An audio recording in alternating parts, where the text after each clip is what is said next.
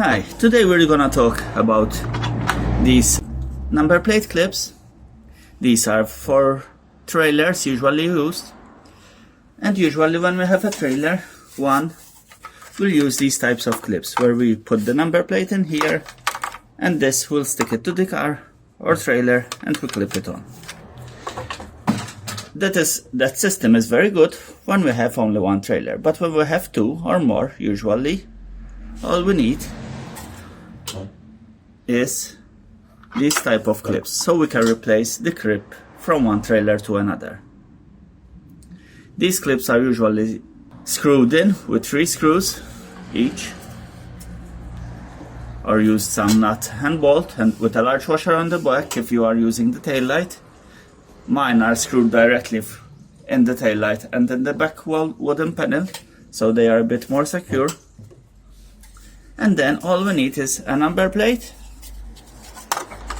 and we just push and it's fixed. This is very solid. If you can see, everything is moving except the number plate. And to take it off, we just do the opposite. So we push up and we release it down. This is sticking a bit because it's still new. I have to oil it a bit.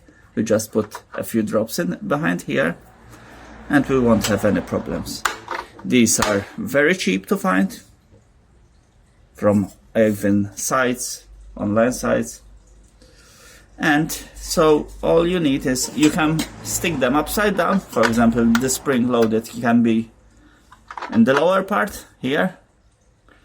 But for me, I found that I make much force when pulling upwards. So I push up, pull it inside, it's clipped straight, and it's very strong. And to remove it, we just push it up.